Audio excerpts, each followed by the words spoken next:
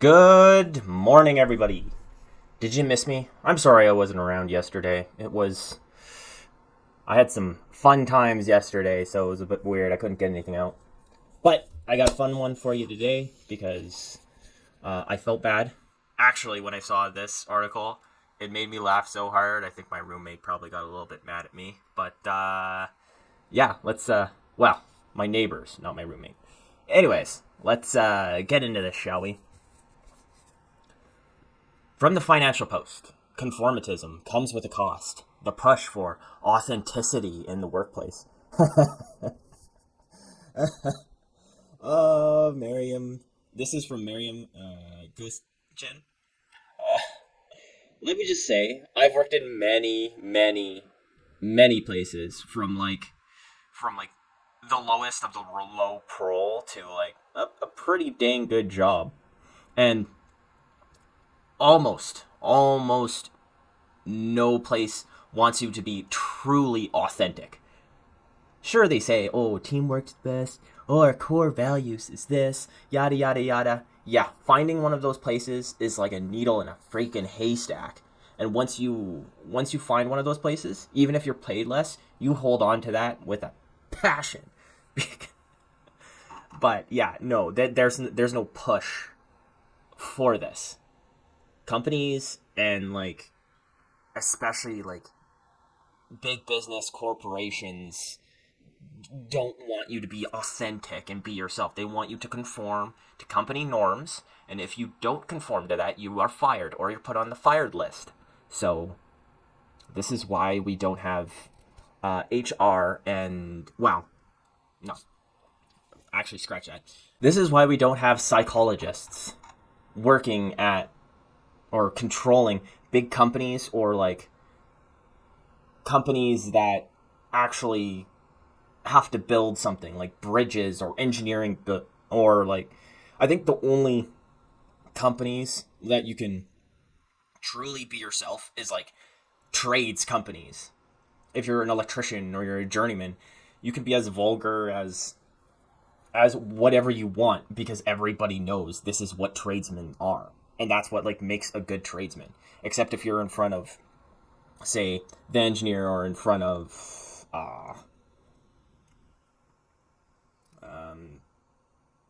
the well not even the owner but like you're in front of the person who owns the house or owns the building, right?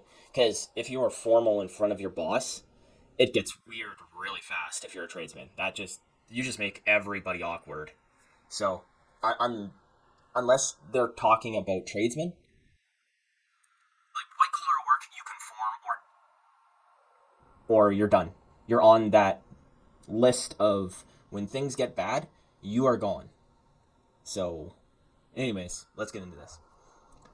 They say be yourself is some of the oldest advice in the book. Yeah, and see where we are with the millennials and Gen X, or sorry, Gen Z. How well did be yourself help us? Yet it's taken a long time for that notion to penetrate the workplace. Companies or even entire industries tend to have strict, often unspoken rules around how to look, act, and speak at work. Now, I do have to add that yes, how to look, especially in more Western countries. I know, like Japan and a lot of the other, um, uh, I guess, Asian companies, they're a little bit more strict on formal attire.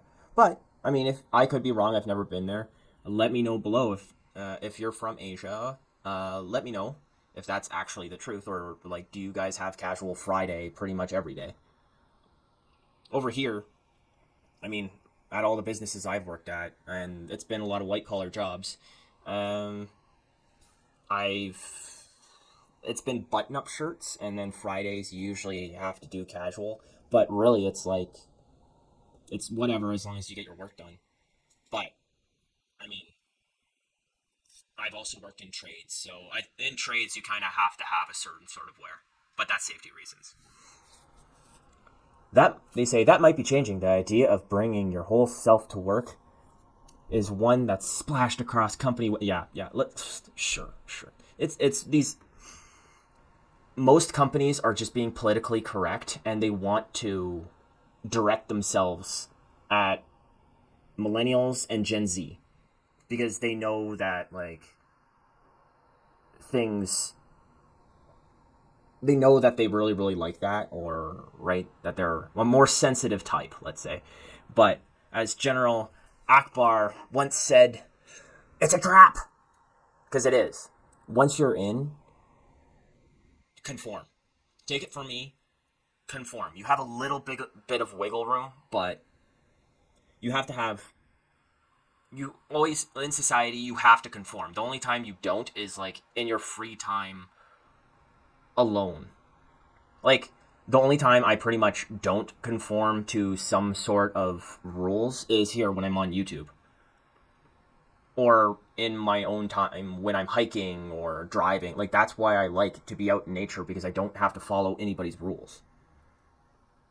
And but like when you're out with your friends, you have to wear your friend mask, because you can't, like, sure, everybody says like around your good friends you should be able to be yourself and your truest self. No, no, you there's a certain line you don't cross unless you're under the influence of alcohol. And in front of your parents, everybody says like the people you should be, you shouldn't be afraid to be yourself in front of your parents because like they know you since you were a kid. It's like, uh no, like, you wear your parents' mask, or sort of, because there's just some unspoken rules you don't talk to about your parents. Like, say this for one fact: if you have extreme, or not really extremely, but if you have pretty religious grandparents, you don't swear in front of them, and if you do, you usually get hushed by everybody, or everybody's like, "Oh my gosh, you swore." So you have to wear that mask and be polite. And in front of, and when you go to work, you wear your work mask. And depending on where you work, you have to wear either a solid mask where it's like, I am here to work, very polite. You're quiet. I've been in this workplace where you go, you do your work, you're very quiet, head down. The only time you talk about stuff, and like, you don't talk politics, you don't talk too much into your personal life. You can maybe complain about projects, but only um, that 15-minute break time, that you grab a coffee, and only the 30-minute lunch that you have. And like I said, it's very limited on what you can talk about.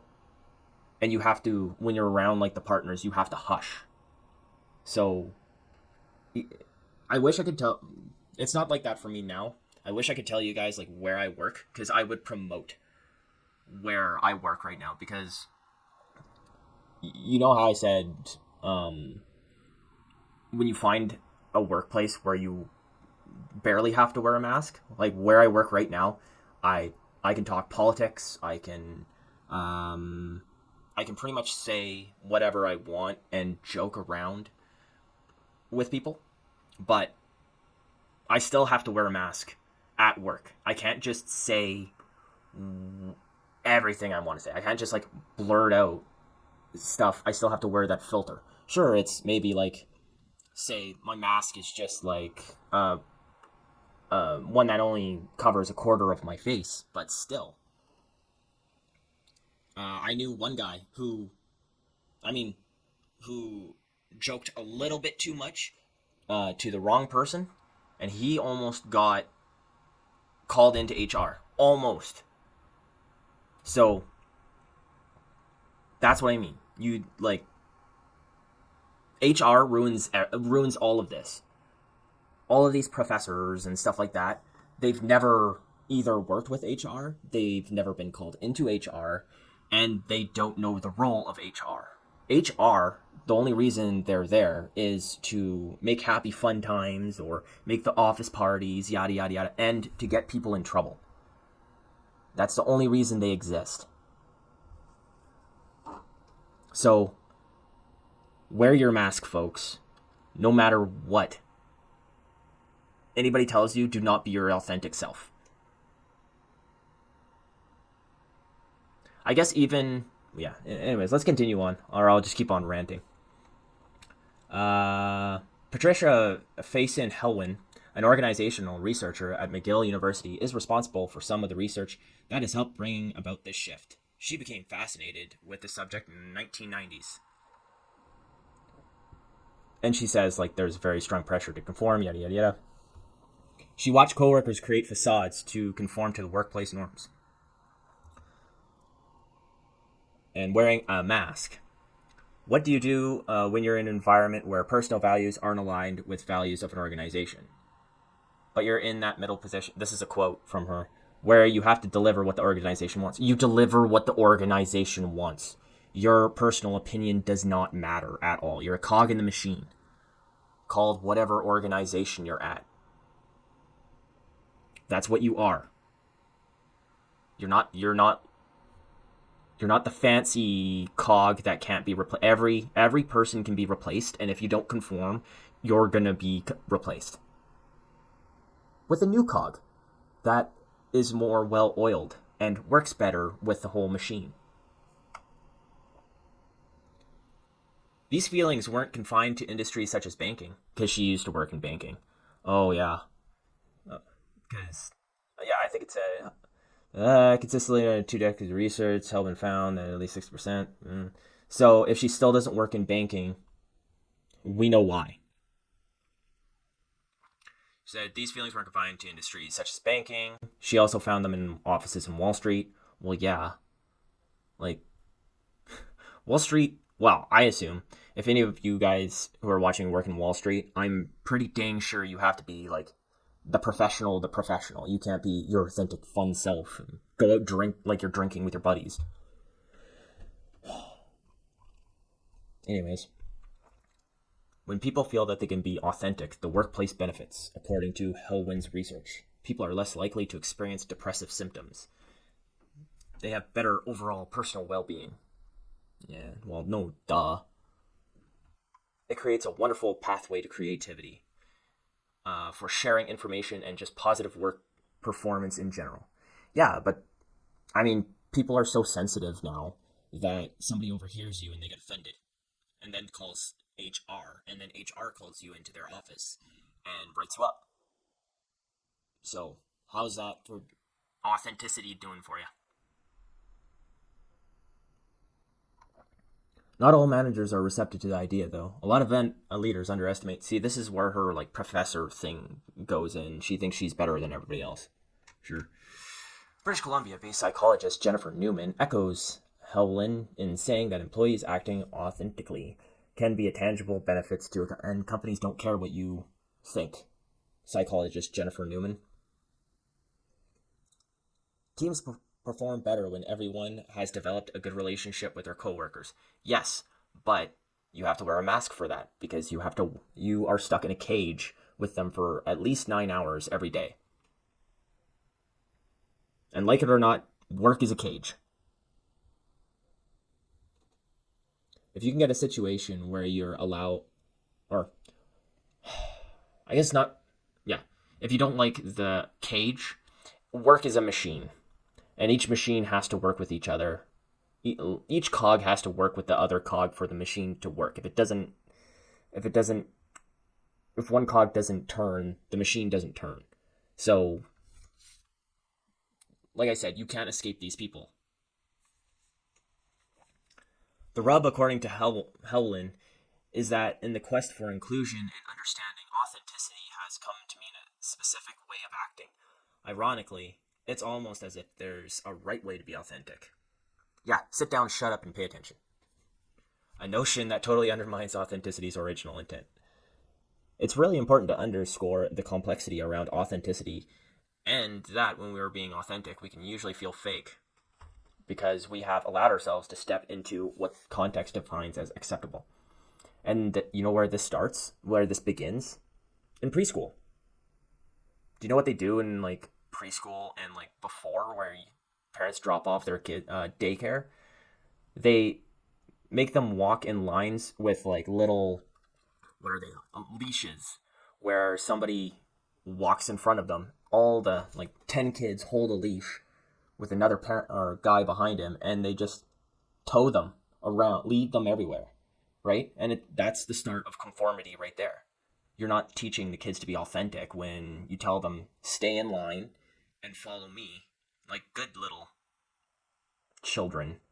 I guess you could still call them children, not little what ants. But that's the start. And then you bring them to school where they sit down with 30 other kids and they're taught to sit down, shut up, and pay attention for how long school?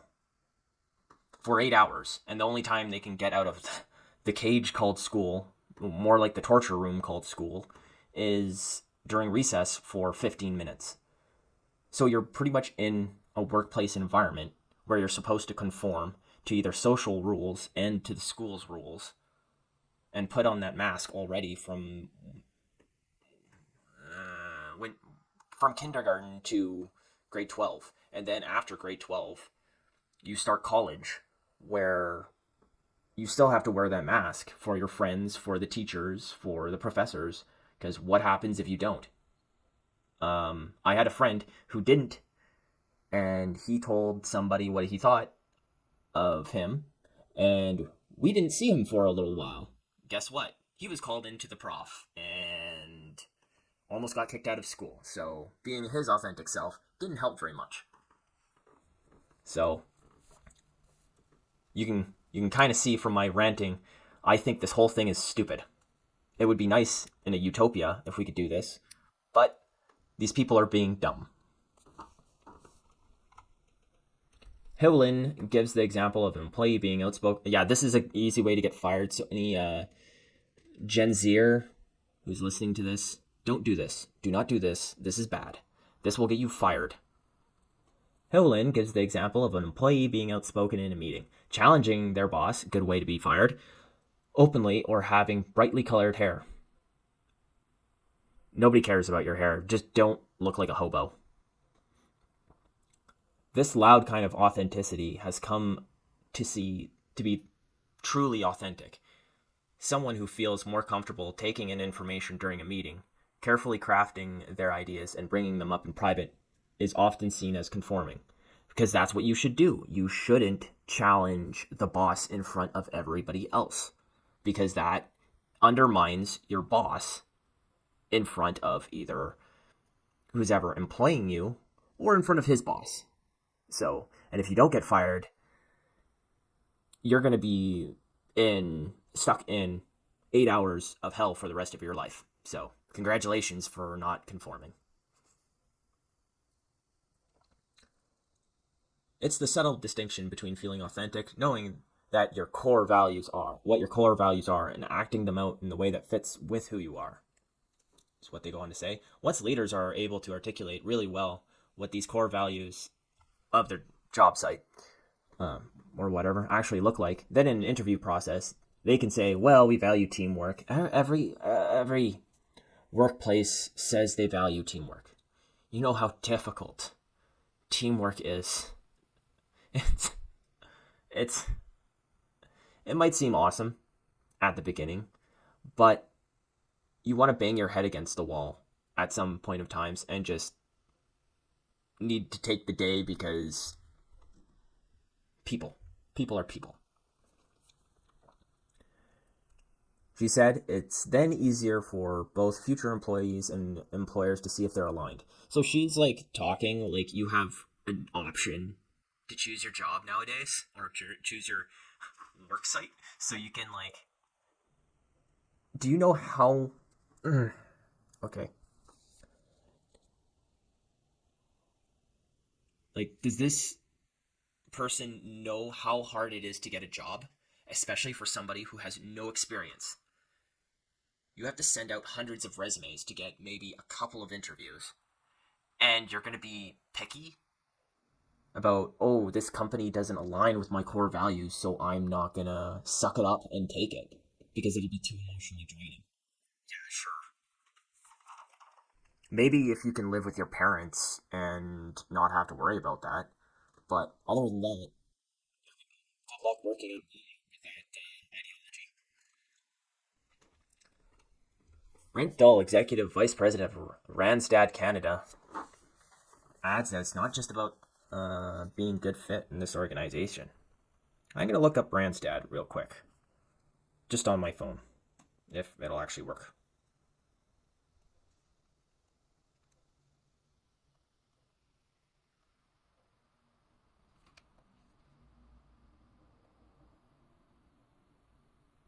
They're a recruitment partner.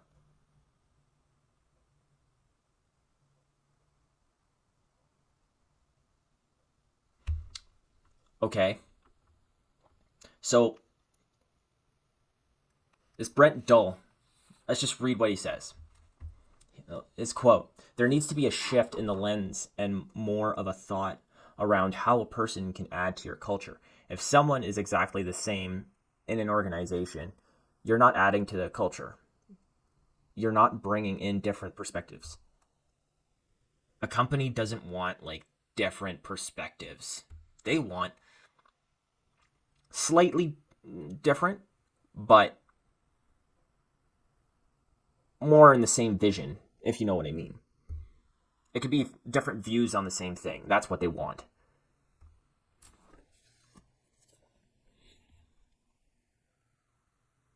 And yeah, they want you to add to their culture, but they don't want to change it. So your authenticity is not going to help in that. Bill says another area where it might be possible to foster authenticity is during performance reviews. Oh yeah, there. Say that you should have quarterly performance reviews, and I don't know what else they were going on about. Oh, some, and they should ask like a little bit more, um, not just professional stuff. They should ask more personal, and not like too personal. And I can tell you, the company does not care. And it's really irritating having to do a performance review that has personal information on it, because that when you're working, you don't have enough time in your day to do a professional review and a personal review. So it's like they think we have all the time in the world to do this stuff. You can have 3 months worth of overtime work, and then HR comes out with this massive sheet that you have to do, and it's like it takes 2 hours of your day because they want like 3 points for. I wish I could remember something on my performance review, but it's like, yeah, you have to give 3 points on everything, and it's like, oh, so what 3 things do you want to do in the future? Oh, what 3 things do you see your professional future going in? Oh, what 3 goals do you want to hit? It's like it's like I can think of one. Really, why can't I just give one? Right now, I just give one, and I don't really care about giving 3 because I can only focus on one, because I have personal goals that I don't align with, or that don't have anything to do with work. So, and I'm starting to assume why they do this is because humans naturally can only focus on so many things at once. So they can only naturally focus on, I think, max 3 things and actually achieve those 3 things. So if you think about it this way, at the corporation, if the corporation asks you, okay, what 3 things of work do you want? You put down those 3 things, and you really, really have to think about it. So say, oh, I want to become like certified. Oh, I want to become, or I want to sell 100 cars. Oh, I want to have the corner office, and by the end of the year, that's my goal. And then they also ask you your personal. Okay, so um, in your personal life, what do you want, or something like that. So you're like, oh, your personal goals seem a lot less important, especially when you're doing a. So you might want to expat and work remotely, but you're not going to tell your boss that. You're going to be like, oh, I want to travel, or uh, oh, I'd like to attempt to work remotely and see how that works. Oh, I'd like to work from home and see how that works, or like something like that, right? You'd make it work related. You're twisting your you're twisting your dreams in a way that's work or corporation related. And if not, it makes it, and it's weird, but having or giving your boss both like your more personal goals or life goals and giving three or more work goals to your boss makes the work goals more important, and your personal goals seem less important because now they're less personal. And because like humans can only focus on so many things at once, you're going to go toward more towards the company goals than your own. And to me, right, it's just natural. It's sort of a weird way to lead you down a path where you don't reach your personal goals because you just don't have time. You don't have time in your life, or you reach those three work goals, but you only reach one of your personal goals because you just don't have enough time. Here it says, instead, leaders can take 5 key steps to foster authenticity to show at work. Show concern about their employees' well-being. I've only had one job site where they actually cared about that. And that's, well, 2-ish, 1.5. The job I'm at right now. And the other one in the trades. But I'd be definitely a little bit iffy on like pulling a well-being in the trades too much. Emphasized employee development. Well, yeah. No. Well, most white collar and every single blue collar job wants you to develop. Nobody wants you to stay a rookie. Maybe the boomers do, so they can just keep their jobs for the rest of their lives and die working. Help employees accomplish their tasks. Well, see, yes, in all of my job, like, yeah, that's normal. It's called teamwork, but I could say from experience, usually well, I can't really. There's a lot of fixing that has to go along, but help employees accomplish their tasks. That's normal. Like every job site does that. That's not a new thing. Own mistakes. Now this is a big one, and yes, leaders like should do this, and most good leaders do. But this is not just a leaders thing. This is an employee thing, and this is like the biggest. I mean, this is the biggest problem I think that are in workplaces at the moment is people don't um, own their mistakes. They don't say, "Oh, okay, yeah, I screwed up. Yeah, I'll try not to do it again." Ha ha ha. Insert joke here. They go, "Oh, it's not my job to do that. Oh, I didn't do that. That was Ken in sales. That was that was Steve.